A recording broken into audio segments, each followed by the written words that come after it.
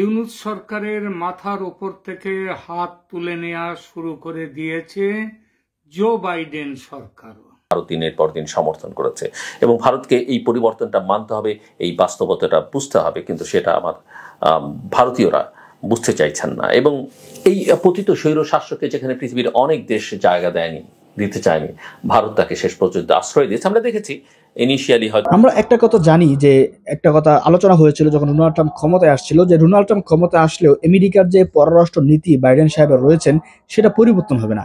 কিন্তু এবার ভারতীয় কিছু আলোচক তারা বলতেছেন যে না, পরিবর্তন হয়েছে বলে হয়ে গিয়েছে। ডক্টর ইউনূসের প্রতি তাদের যেই দয়া ছিল, ডক্টর ইউনূসের প্রতি তাদের যে হাত ছিল, সেই হাত নাকি তারা উঠিয়ে নিচ্ছে।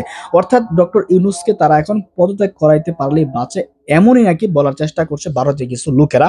এই বিষয় নিয়ে আরো কিছু গুরুত্বপূর্ণ তথ্য দেব। এর আগে দুজন ভারতীয় আলোচকের আলোচনা শুনে আসি। নমস্কার, খবরের অন্তরালের খবর নিয়ে ক্যালকাটা ডায়ালগস থেকে আমি মনোজ দাস। এখনকার বিষয়, ইউনূস সরকারের মাথার উপর থেকে হাত তুলে নেওয়া শুরু করে দিয়েছে জো বাইডেন সরকারও। সেই বিষয়টা নিয়ে এখনকার আলোচনা। প্রিয় দর্শক, বাংলাদেশের ইউনূস সরকারের সমর্থকরা প্রায়ই বলে থাকেন আমেরিকার শাসক পাল্টায় বটে, তবে শাসনের নীতি নাকি পাল্টায় না। এরা একটা জিনিস মনে রাখেন না, যে কোনো দেশেরই সরকারের নীতি চিরকাল এক থাকে না, সেটা সময় ও পরিস্থিতির সঙ্গে পাল্টে যায়। এই পাল্টে যাওয়াটা শাসক পরিবর্তনের সঙ্গেই যে পাল্টে যায় তা নয়, শাসক না পাল্টালেও, অর্থাৎ শাসন একই রকমের থাকলেও সেটা কিন্তু পাল্টে যায় অনেক সময়। আমেরিকায় ডোনাল্ড ট্রাম্প ক্ষমতায় এলে যে নীতির পরিবর্তন হবে এটা সবাই জেনে গেছে। এই তালিকায় বাংলাদেশের নামও যে মোটামুটি আছে সেটাও মোটামুটি স্পষ্ট। কিন্তু জো বাইডেন থাকতে থাকতেই যে তার দল ও প্রশাসন বাংলাদেশ সম্পর্কে অন্যরকম ভাবনা চিন্তা শুরু করবে বা করে দিয়েছে, সেটা এখন দেখা যাচ্ছে। কিভাবে সেটা বলছি। বাংলাদেশে শেখ হাসিনার সরকারের পতন ঘটিয়ে মোহাম্মদ ইউনূসের সরকার প্রতিষ্ঠার প্রধান ভূমিকায় ছিল আমেরিকা এবং আমেরিকার প্রেসিডেন্ট জো বাইডেন। এই জো বাইডেনের ডেমোক্র্যাট দলের একজন সেনেটর হলেন ব্র্যাড শেরম্যান। আমেরিকার সদ্য সমাপ্ত নির্বাচনে ডোনাল্ড ট্রাম্পের দল রিপাবলিকানদের বিরাট জয়ের মধ্যেও এই ব্র্যাড শেরম্যান তিনি কিন্তু জিতে গিয়েছেন। দলে তার প্রভাবও কিন্তু বিস্তর। এই শেরম্যান সাহেব গত মঙ্গলবার ৩রা ডিসেম্বরে তীব্র ভাষায় সমালোচনা করেছেন ইউনূসের সরকারকে। তবে তার আগে যেভাবে তিনি শেখ হাসিনার সরকারের সম্পর্কে একটা কথা বলেছেন, সেটাও প্রণিধান করার মতো। সেটা শুনলেই বোঝা যায় আগামীর বাংলাদেশ নিয়ে দলমত নির্বিশেষে আমেরিকা অন্যরকম চিন্তা করছে। শেরম্যান কি বলেছেন? তিনি বলেছেন, বাংলাদেশের interim government must uphold its responsibility to protect its Hindu minority population after, এই জায়গাটা শুনবেন, after the departure of Sheikh Hasina's democratically elected government earlier this year। অর্থাৎ এই বছরের শুরুতে শেখ হাসিনার গণতান্ত্রিকভাবে নির্বাচিত সরকার বিদায় নেওয়ার পর বাংলাদেশের অন্তর্বর্তী সরকারকে তার হিন্দু সংখ্যালঘু জনসংখ্যার সুরক্ষার দায়িত্ব পালন করতে হবে। এই মন্তব্যটির দুটি অংশ। একটি হলো শেখ হাসিনার সরকারকে বলা হলো গণতান্ত্রিকভাবে নির্বাচিত সরকার, খেয়াল করলেন? এবং দুই, সেই সরকারের বিদায়ের পর যে অন্তর্বর্তী সরকার, তাকে হিন্দু সংখ্যালঘু জনসংখ্যার সুরক্ষার দায়িত্ব পালন করতে হবে। অর্থাৎ সেই দায়িত্বটা পালন হচ্ছে না, সুতরাং সেটা পালনের দায়িত্ব নিতে হবে।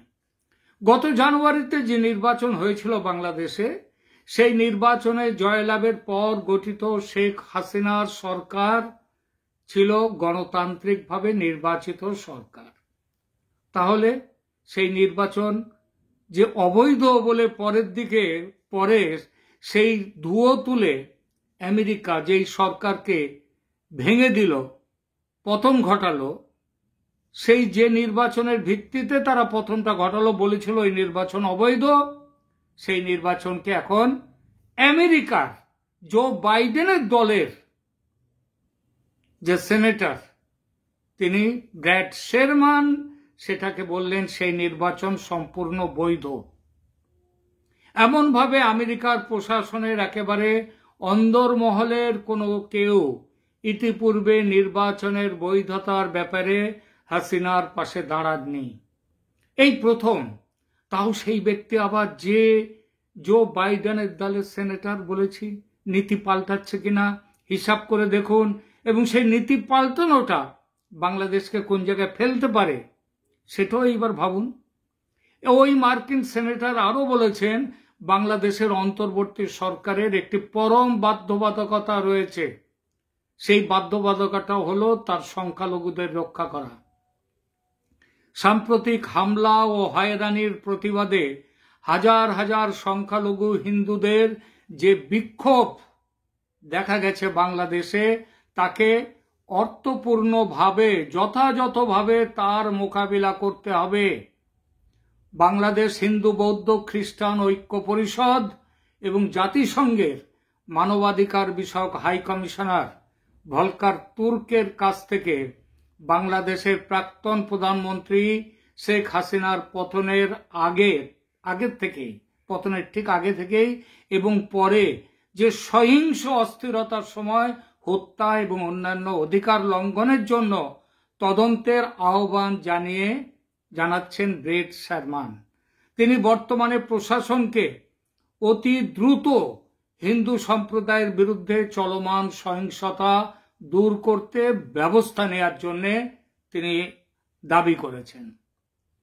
এক্স হ্যান্ডেলে প্রকাশিত পোস্টে ব্র্যাড শেরমান আরো লিখেছেন, বাংলাদেশ সরকারের দায়িত্ব আছে সকল নাগরিককে, বিশেষ করে সংখ্যালঘু হিন্দু সম্প্রদায়কে সহিংসতার বিরুদ্ধে রক্ষা করা।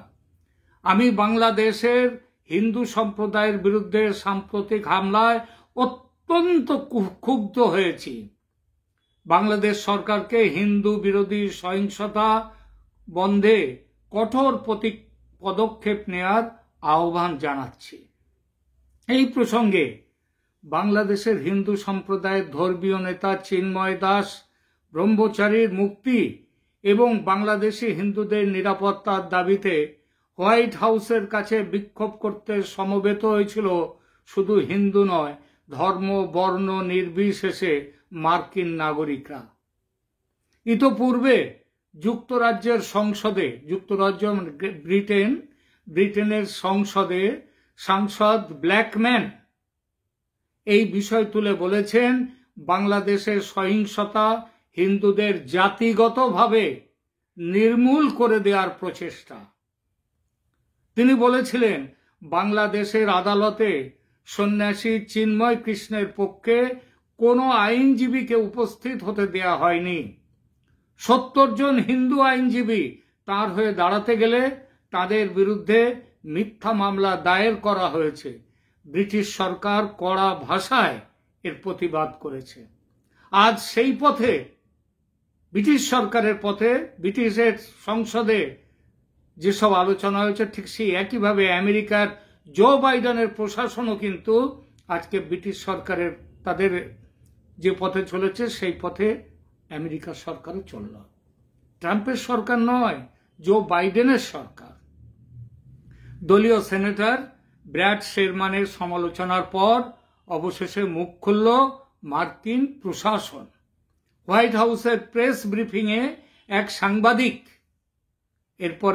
সাংবাদিক জানতে চান, হোয়াইট হাউসের প্রেস ব্রিফিংয়ে মানে প্রেসিডেন্টের নিজের দপ্তরের সেখান থেকে প্রেস ব্রিফিংয়ে একজন সাংবাদিক জানতে চান, বাংলাদেশে জঙ্গি মৌলবাদের বৃদ্ধি, হিন্দু সহ সংখ্যালঘুদের ওপর অত্যাচার এবং চিন্ময় কৃষ্ণের মামলায় যেভাবে বিবাদী পক্ষকে আইনি সাহায্য থেকে বঞ্চিত করা হয়েছে এবং হচ্ছে, ধারাবাহিকভাবে সেই বিষয়ে মার্কিন প্রশাসনের কি বক্তব্য।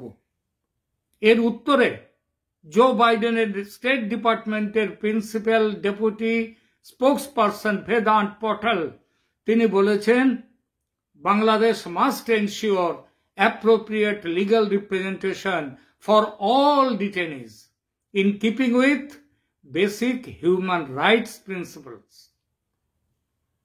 Hours after arrested Hindu monk Chinmoy Krishna Das Brahmachari's bail hearing in a Chittagong court on Tuesday was adjourned.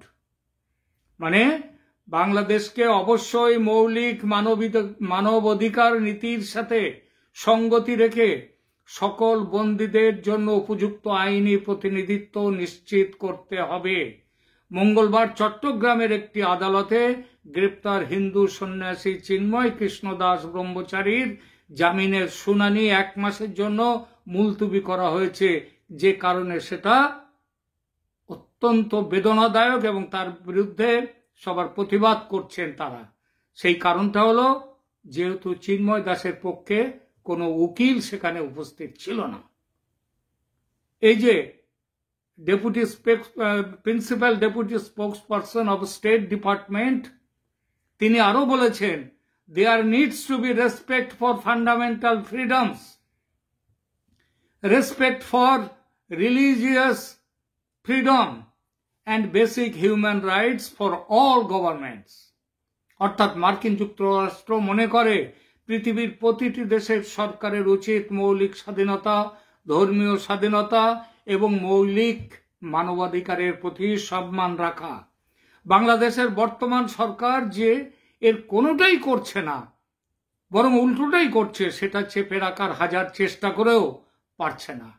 অতএব অনিবার্যভাবে প্রতিষেধক ব্যবস্থা আসছে এবং সেটা আসবে। আমাদের ধারণা, যা খবর পাচ্ছি, ট্রাম্প চলে আসার আগেই, অর্থাৎ বাইডেন সাহেবের যাওয়ার আগেই আমেরিকা বাংলাদেশের এই ইউনূস সরকারের, বর্তমান সরকারের মাথা থেকে হাত তুলে নেওয়া শুরু করে দিয়েছে। বাংলাদেশে যারা অত্যাচারিত হচ্ছেন তাদের উদ্দেশ্যে বলি, ভেঙে পড়ার কারণ নেই।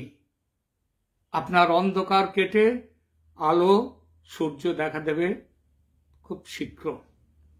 এখনকার মতো এখানেই শেষ করছি। তবে শেষ করার আগে যে অনুরোধ প্রতিদিন করি, আজও করছি, please subscribe my channel. Subscribe করুন, লাইক দিন, কমেন্ট করুন। দেখা হবে পরের প্রতিবেদনে।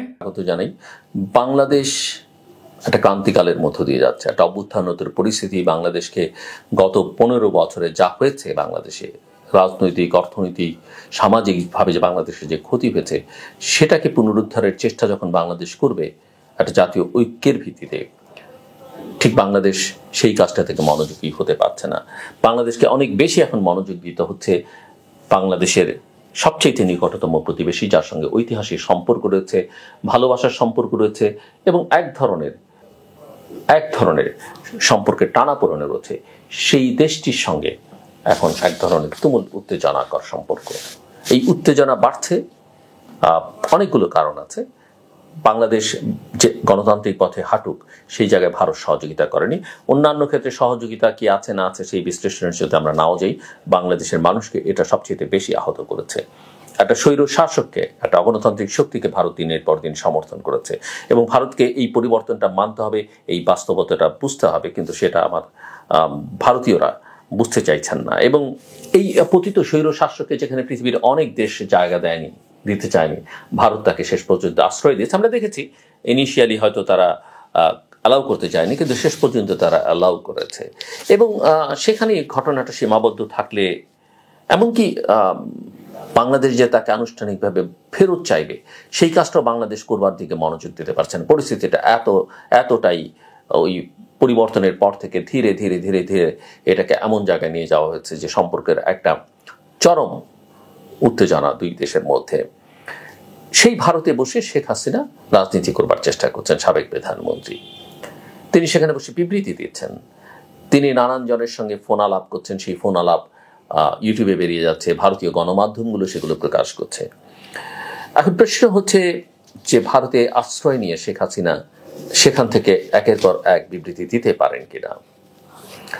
অন্য দেশে আশ্রয় নিয়ে থাকা এক ব্যক্তি কিভাবে বিবৃতি দিতে পারেন, এই প্রশ্ন উঠতেই পারে।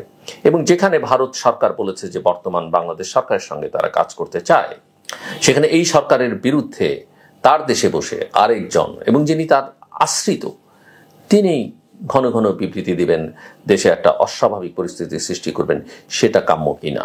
আন্তর্জাতিক নিয়ম যদি আমরা দেখি, তাহলে যখন কোনো ব্যক্তি একটি দেশে কূটনৈতিক আশ্রয় নিয়ে থাকে, তখন তিনি রাজনীতি করতে পারেন না, তিনি কোনো বিবৃতি দিতে পারেন না। নরেন্দ্র মোদী সরকার আসলে শেখ হাসিনা কাঁধে বন্দুক রেখে নিজেদের কথাই বলিয়ে নিতে চাইছে কি, এই প্রশ্নকেও তুলবার চেষ্টা করছেন। এবং এর আগে নেপালের সঙ্গে কিন্তু এমন আচরণ করেছে ভারতের বর্তমান বিজেপি সরকার, এবং নেপালের সংবিধানে নাক গলিয়ে পার্বত্য রাষ্ট্রের সঙ্গে দূরত্ব তৈরি করে কিন্তু ভারত। যদিও আমরা জানি যে নেপাল সরকার ভারতকে বেশি দূর এগুবার সুযোগ দেয়নি, এবং একথা আমরা জানি যে নেপাল আর ভারতকে কিন্তু আলাদা করা যেত না অনেক বিবেচনা থেকে। কারেন্সির কথা বলেন, কালচারের কথা বলেন, ল্যাঙ্গুয়েজের কথা বলেন, এবং ভারতীয়দের প্রবেশ সেখানে এত বেশি ছিল, কিন্তু সেখান থেকে নেপাল ঘুরে দাঁড়িয়েছে। এবং ভারতীয় ক্রিয়াকর্মের প্রতিক্রিয়ায় নেপাল খুবই রিজিড একটা অবস্থান নেয়, এবং প্রতিক্রিয়া ভারত নেপালে প্রয়োজনীয় সামগ্রী পাঠানো বন্ধ করে দেয়। যদি আজ পর্যন্ত ভারতের পররাষ্ট্রমন্ত্রী জয়শঙ্কর সেটা স্বীকার করেননি। সেদিন থেকে নেপালের মানুষ ভারতকে ঘৃণা করে, এমনকি নেপালের, আমরা অবশ্য ঘৃণা কেউ কাউকে করুক, কোনো দেশকে করুক, কোনো দেশের মানুষকে করুক, সেটা আমরা চাই না। ঘৃণা জিনিসটাই আসলে ভালো নয়।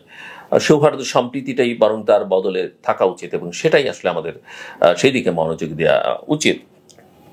এমনকি নেপালের প্রধানমন্ত্রী কেপি শর্মা ওলিও আমরা জানি চীনপন্থী। মালদ্বীপে একই ঘটনা ঘটেছে, অন্যান্য দেশগুলোতে একই ঘটনা ঘটছে, কিন্তু ভারত সেগুলো বুঝতে চাইছে না। তাই ভারতের পদক্ষেপ সবসময় ইদানিংকালে বিশেষ করে নরেন্দ্র মোদী সরকারের সময় আরো বিশেষভাবে বললে বুমেরাং হয়ে যাচ্ছে। এর থেকে বড় ভুল বোধ হয় ভারত বাংলাদেশের সঙ্গে করছে, শেখ হাসিনাকে ব্যবহার করা হচ্ছে কিনা সেটা একটা বড় প্রশ্ন।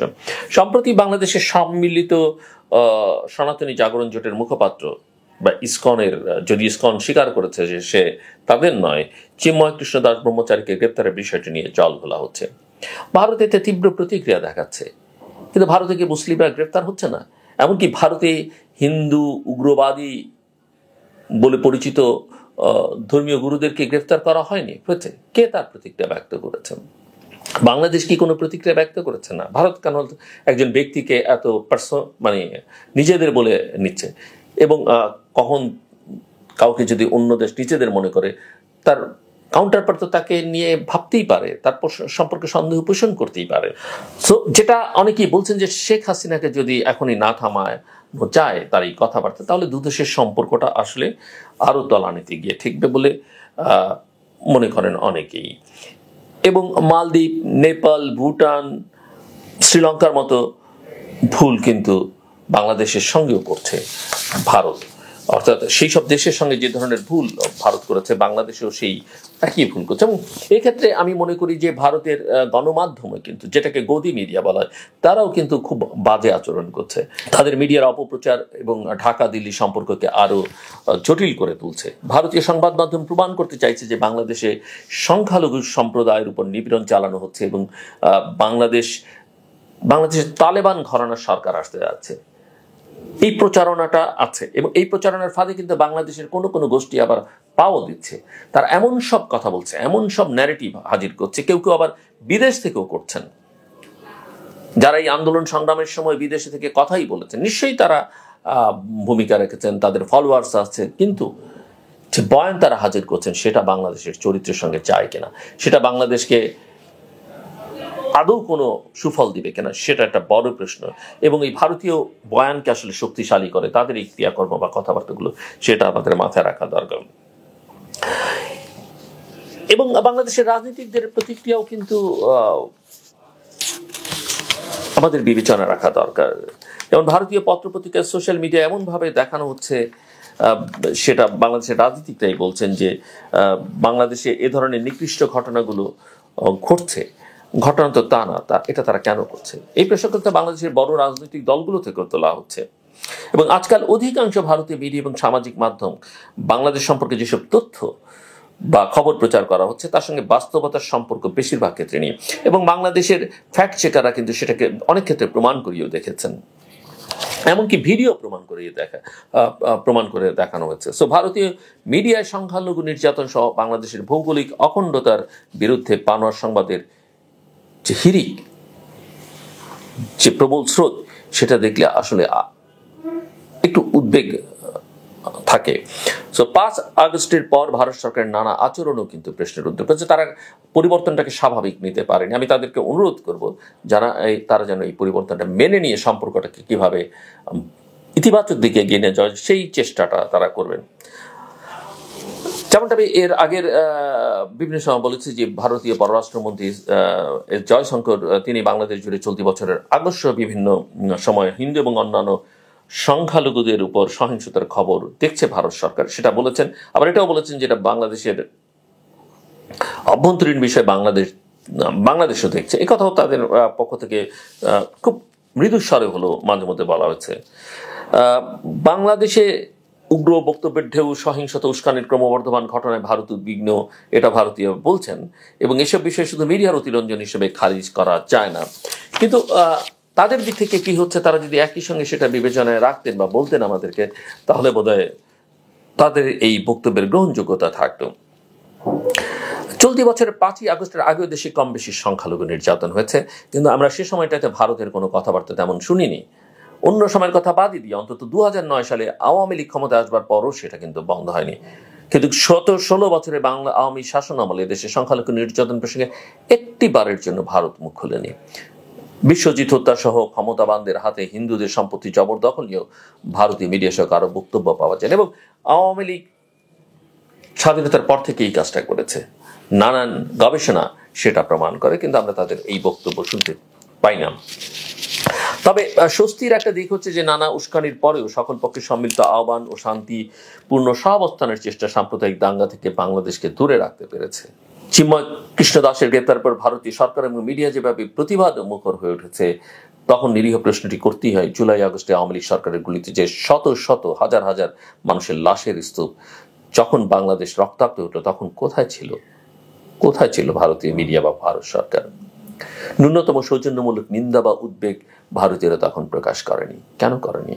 এই প্রশ্ন তো তোলাই যায়।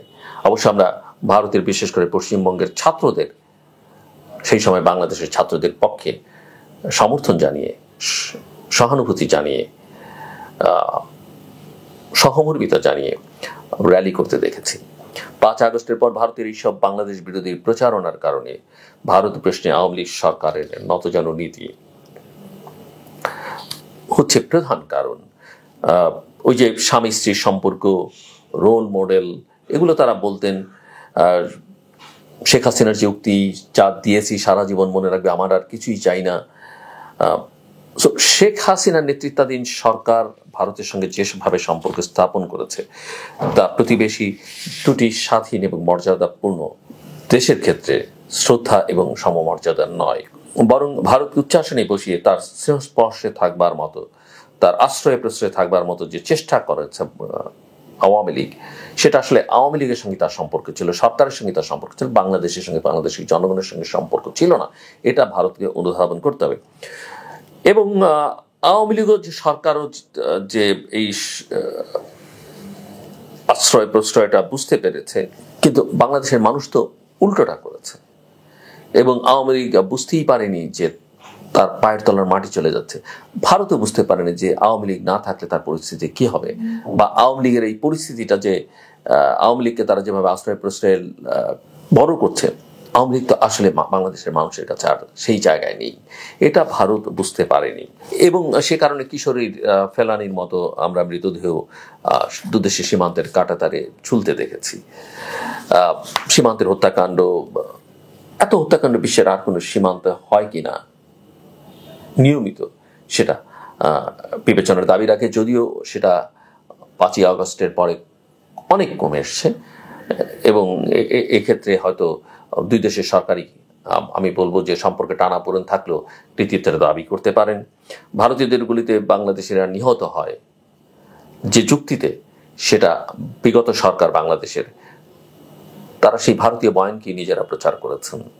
কিন্তু তারা যদি একটু সোচ্চার হতেন, একটু কথাবার্তা বলতেন, এনগেজ করতেন, ভারতীয় কর্তৃপক্ষ আমি বিশ্বাস করতে চাই তারা হয়তো বুঝতে পারত, কিন্তু সেই বোঝার সুযোগটা রাখা হয়নি। সো ভারতের জন্য করিডোর, বাণিজ্য সুবিধা, সুন্দরবনে বিদ্যুৎ কেন্দ্র সহ গত ১.৫ দশকে ভারতের সকল অমীমাংসিত ইস্যু বাংলাদেশ অ্যাড্রেস করছে, বিশেষ করে তার নিরাপত্তা ইস্যু। এবং আমি মনে করি যে সেই নিরাপত্তা ইস্যুটি বাংলাদেশের আগামী দিনের সরকারগুলো করবে, অন্তত কথাবার্তায় সেটা বোঝা যায়। কিন্তু বাংলাদেশের ইস্যুটাকে ভারতকে অ্যাড্রেস করতে হবে এবং বাংলাদেশকে ভারত প্রতিবেশী দেশ হিসেবে ভারত প্রাধান্য দেবে, এটা আমরা আশাই করতে পারি। এবং বাংলাদেশের যে গণতান্ত্রিক অগ্রযাত্রা বা পথযাত্রা, সেখানে ভারতের সমর্থনটা খুব জরুরি ছিল, কিন্তু ভারত সেটা উল্টোটা করেছে। আমরা আশা করব যে আগামী দিনে এই বিষয় তাদের বোধোদয় হবে এবং অন্যান্য ক্ষেত্রে যেসব সমস্যা রয়েছে সেগুলো আমরা আশা করি কাটিয়ে ওঠা যাবে। কোনো অসম সম্পর্কই আসলে সুস্থ এবং দীর্ঘমেয়াদী হয় না। এবং নতজানু নীতি, পররাষ্ট্রনীতি আর যাই হোক বিশ্বমঞ্চে কোনো জাতিকে মাথা উঁচু করতে দেয় না। সবটাই সত্য এবং তার চেয়ে বড় সত্য হচ্ছে বাংলাদেশ একটা স্বাধীন দেশ, সার্বভৌম দেশ। ভারতীয় বন্ধুদের সেটা মাথায় রাখতে হবে এবং এখানে সংখ্যালঘু কার্ড খেলে খুব একটা সুবিধা হবে না। সাম্প্রদায়িক সম্প্রীতির কথা যদি আমরা বলি, সেটা বাংলাদেশ একটা উজ্জ্বল দৃষ্টান্ত পৃথিবীর যে কোনো দেশে, এবং কোনো উস্কানিতে বাংলাদেশের মানুষ পা দিচ্ছে না, সেজন্য বাংলাদেশের মানুষকে আসলে ধন্যবাদ জানাতে, এমনকি আমি মনে করি ভারতীয়দেরও ধন্যবাদ জানানো উচিত। এবং তাদের অভ্যন্তরীণ ভাবে তাদের দেশে যেটা হচ্ছে সেটা নিয়ে বাংলাদেশের মানুষকে বেশি কথা বলে না, যদি কথা বলবার অধিকার তার আছে আন্তর্জাতিক মানবাধিকার সনদ অনুযায়ী, কিন্তু সেটাও বাংলাদেশের মানুষকে নেই। এই জন্য বাংলাদেশের মানুষকে আসলে ধন্যবাদ জানানো উচিত। তো আমি আশা করব যে সকল পক্ষের শুভবুদ্ধির উদয় হবে। আমার কথা শুনবার জন্য অসংখ্য ধন্যবাদ আপনাদের সবাই। দর্শক, আলোচনা শুনেছেন, যারা কেন কথা বলছেন নিয়মিত হয়তো বা মিডিয়ার মাধ্যমে তাদের কথা দেখতে পারেন, তারা মূলত হাসিনা পক্ষের মানুষ, তারা মূলত মোদির পক্ষের মানুষ। এজন্যই তারা সবসময় হাসিনা পক্ষে, ভারতের পক্ষে বলতে ভারতের বিজেপির পক্ষে, বাংলাদেশ বিরোধী এরকম কথাবার্তা বলে থাকে। মূলত যদি তাই হয় তাহলে হোক। আমরা তো বলছি না যে আমরা এই সরকার আমেরিকার ম্যান্ডেট নিয়ে ক্ষমতায় আছে। এই সরকার 18 কোটি মানুষ এবং 1000 রক্তের বিনিময়ে ম্যান্ডেট নিয়ে আছে। এই সরকারকে আমেরিকা রাখে না, এই সরকারকে আমরা বসিয়েছি। 1000-2000 শহীদ মানুষ রক্ত দিয়ে সরকারকে বসিয়েছে। অতএব আমেরিকা চাইলে কিছু একটা করা সম্ভব হবে না, কারণ জনগণ চায় এই সরকার ক্ষমতায় থাকুক। যে দর্শক, তারা এরকম প্রপাগান্ডা চলবেই, প্রপাগান্ডা চালাইবেই, একটার পর একটা চলবে। তো সেগুলো থেকে আমাদের বিরত থাকতে হবে, এই সমস্ত উস্কানি থেকে আমাদেরকে বিরত থাকতে হবে।